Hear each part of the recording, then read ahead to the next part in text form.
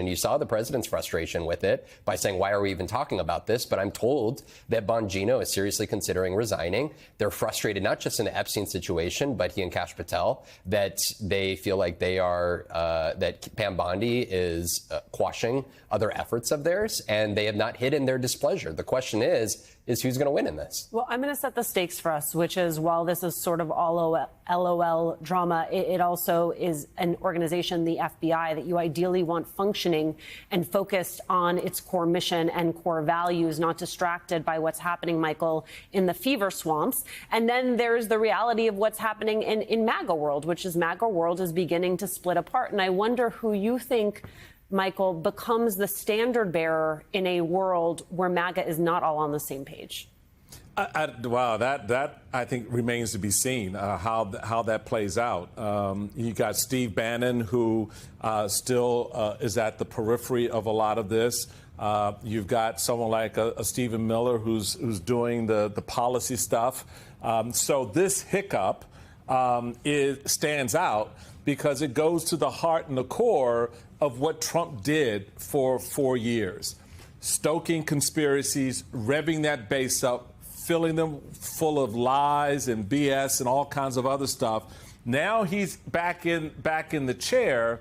He's placed his minions in control, and the rank and file expect on somebody to deliver something. My question is, what does Dan Bongino think or knows is in the files that has him so hot? Because you're the FBI, that's DOJ. What you got to have some kind of trail of information. So there must be something that's stoking this level of hostility, that he wants to burn the place down and take out Pam Bondi on his way out. Around something like a file that they say is negligible in its information.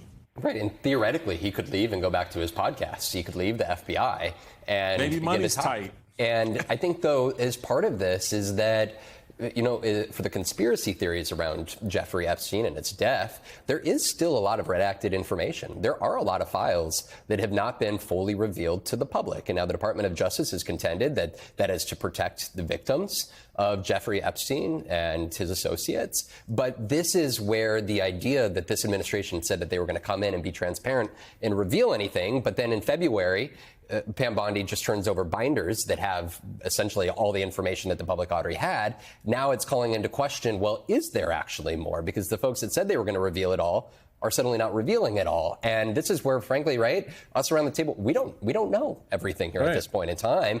And I think that is where, is this everybody pointing fingers at each other as about who's to blame for the lack of revealing information about this pedophilia ring that they have alleged that a cabal of political elites and politicians were behind, and suddenly none of that is real, even though they promised hundreds of thousands of folks that one day they'd be sent to Guantanamo Bay and they would face military tribunals for their actions, and suddenly that's all becoming very real, that's not reality? I don't know, and I don't think that we may know until either Pam Bondi reveals more or Dan Bongino and Kash Patel leave their post and talk publicly more.